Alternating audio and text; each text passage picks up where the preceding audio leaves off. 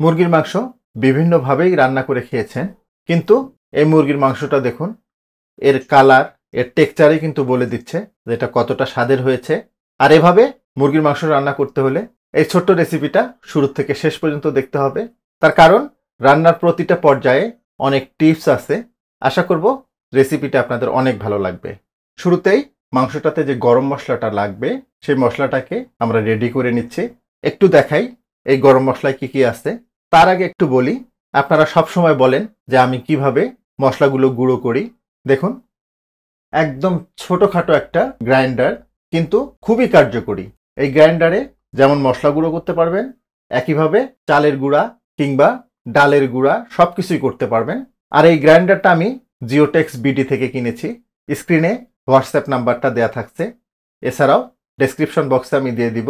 আপনারা যদি চান কিনে নিতে পারবেন। তবে অবশ্যই রিকোয়েস্ট করব, কেনার আগে অবশ্যই 300 ওয়াটটা দেখে নেবেন। যাই হোক, গরম মশলাটাতে শুরুতেই 1 চা চামচ কালো গোলমরিচ আছে একটা কালো এলাচ, 5-6টা ছোট এলাচ বা সাদা এলাচ আছে, 2 টুকরো দারুচিনি। জাস্ট ঢাকনাটা লাগাবো।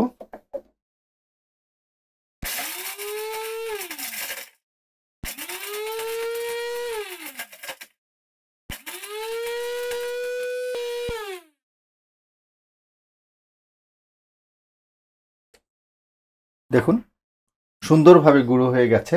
তবে একটু বলি, মশলার পরিমাণটা একটু বেশি হলে গুঁড়োটা আরো সুন্দর হয়। যেহেতু কম মশলা, কিন্তু তারপরে যথেষ্ট সুন্দর গুঁড়ো হয়ে গেছে।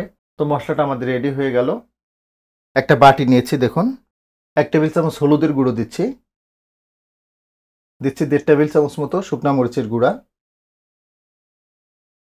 1/2 টেবিল চামচ ধনিয়ার গুঁড়া, 1/2 টেবিল চামচ জিরার গুঁড়া।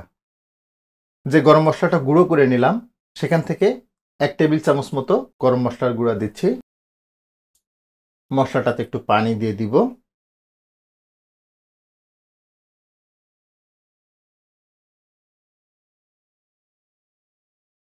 শুকনো মশলাগুলো একটু গুলিয়ে নিচ্ছি। এটা পানি বা তেল দিয়েও গুলিয়ে নিতে পারবেন। এতে দুটো সুবিধা পাবেন। প্রথমত, মশলাটাতে একটা বাটা মশলার মতো ফ্লেভার আসবে। দ্বিতীয়ত, মশলাটা তেলে দিয়ে যখন ভুনে নিব তখন এটা আর পুড়বে না। গুঁড়ো মশলা তেলে দিলে খুব সহজেই পুড়ে যায়। সামান্য একটু পানি দিতে হবে।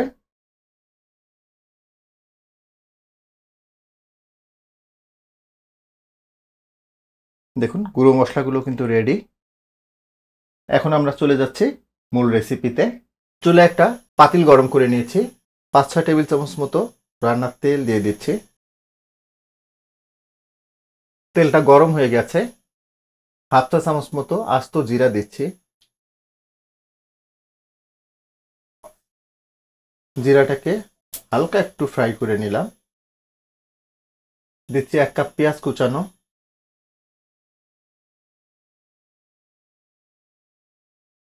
মিডিয়াম হিটে পেঁয়াজগুলোকে 3-4 মিনিট মতো আমি ভেজে নিলাম। দেখুন, এটা অনেকটাই সফট হয়ে আসছে। এখন এখানে 1 টেবিল চামচ আদা বাটা দিচ্ছি 1 টেবিল চামচ রসুন বাটা।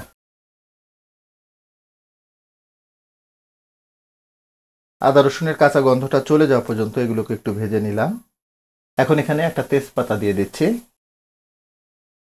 শুরুতে যে মশলাগুলো আমি গুলিয়ে রেখেছিলাম, শুকনো মশলাগুলো, সেগুলো দিয়ে দিচ্ছি।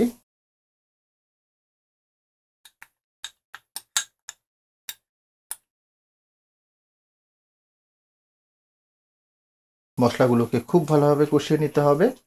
মিডিয়াম হিটে মশলাগুলোকে প্রায় 3-4 মিনিট মতো আমি কষিয়ে নিলাম। দেখুন, সুন্দরভাবে তেলটা সেপারেট হয়ে গেছে। 3টে টমেটো কিউব করে কেটে নিয়েছি। এখন দিয়ে দিব লবণ। 1.5 টেবিল চামচ মতো লবণ দিয়ে দিলাম। তারপরেও লবণটা আপনারা আপনাদের স্বাদ মতো এটা অ্যাডজাস্ট করে নেবেন। টমেটোটা একদম সফট হয়ে না আসা পর্যন্ত এগুলোকে একটু ভুনে নিতে হবে। তাতে করে মশলাগুলো আরো সুন্দরভাবে কষানো হয়ে যাবে। তো আমি ঢাকনাটা লাগিয়ে দিব। ঢাকনাটা লাগিয়ে দিচ্ছি। মিডিয়াম হিটে মশলাগুলোকে 7-8 মিনিট মতো আমি কষিয়ে নিলাম। দেখুন, টমেটোটা কিন্তু একদম গলে গেছে, কোনো অস্তিত্ব নেই। মশলাটা খুব ভালোভাবে কষিয়ে নেবেন। মশলাটা যত সুন্দরভাবে কষাবেন আপনার চিকেনের স্বাদটা ততটাই বাড়বে। কেননা মশলাটা ভালোভাবে কষানো হয়ে গেলে এই মশলাটা মাংসের ভিতরে খুব সুন্দরভাবে প্রবেশ করে, এতে মাংসের স্বাদটা অনেক গুণ বেড়ে যায়। নিশ্চয়ই খেয়াল করছেন কতটা স্মুথ হয়েছে। এখানে প্রসেস করার পরে 1 কেজি ব্রয়লার চিকেন আছে।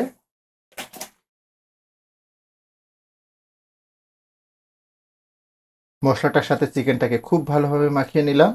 ঢাকনাটা লাগিয়ে দিব আর চুলার জালটাকে মিডিয়াম এবং হাইয়ের মাঝামাঝি নিয়ে আসবো। এই পর্যায়ে মিডিয়াম হাই হিটে মুরগির মাংসটাকে প্রায় 7-8 মিনিট মতো আমি রান্না করে নিলাম। তবে অফ ক্যামেরায় কিন্তু আমি একবার নেড়ে দিয়েছিলাম যাতে তলায় না লেগে যায়। দেখুন মাংসটা কিন্তু খুব সুন্দরভাবে কষানো হয়ে গেছে, তেলটা সেপারেট হয়ে গেছে। তো এটাকে ভালোভাবে সিদ্ধ করে নিতে হলে একটু পানি দিতে হবে, অতি সামান্য পরিমাণে পানি দিতে হবে। আর আমি গরম পানি দিচ্ছি, জাস্ট 1 কাপ মতো আমি পানি দিয়ে দিলাম, বেশি পানি দেওয়া যাবে না যেহেতু এটা চিকেন গ্রেভি। এই পর্যায়ে একটু বাদাম বাটা দিয়ে দিব। এখানে কাঠবাদাম এবং কাজু বাদাম আমি বেটে নিয়েছি, প্রায় 2 টেবিল চামচ মতো হবে।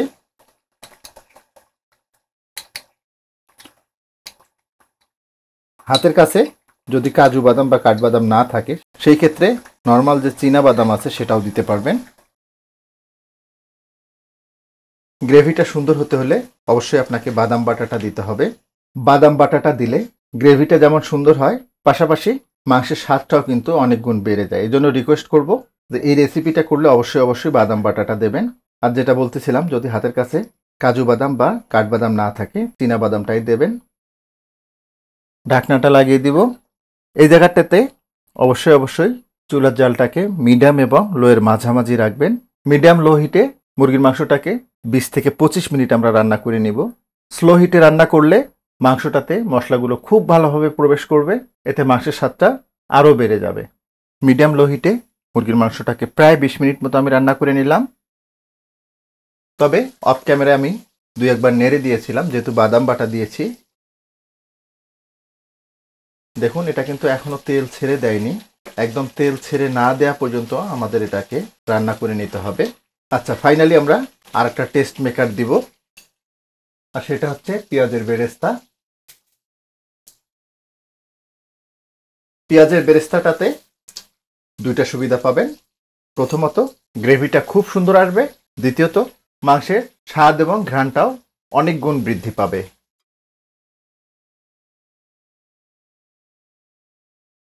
ঢাকনাটা আবার লাগিয়ে দিব। আর এই পর্যায়ে চুলার জালটাকে একদম নিভু করে দিব। নিভু তাপে মাংসটাকে জাস্ট 5-7 মিনিট মতো আমরা দমে রাখবো। একদম লো হিটে মুরগির মাংসটাকে 5-7 মিনিট মতো আমি দমে রেখেছিলাম। And this is the colour and texture. দেখুন খুব চমৎকারভাবে তেলটা ছেড়ে দিয়েছে, আর এই তেলটা ছেড়ে দেয় কিন্তু ইন্ডিকেট করে যে মাংসটা খুব সুন্দরভাবে রান্না হয়ে গেছে। এই রান্নার ব্যাপারে আসলে বলার কিছুই নেই, এর কালার এর টেক্সচারেই বলে দিচ্ছে যেটা কতটা স্বাদের হবে। আশা করব চিকেন গ্রেভির এই রেসিপিটা আপনাদের অনেক ভালো লাগবে, আর ভালো লাগলে কিন্তু আমার সার্থকতা। তো আজকে পর্যন্তই। সবাই অনেক ভালো থাকবেন, সুস্থ থাকবেন, নিরাপদ থাকবেন। আল্লাহ হাফেজ।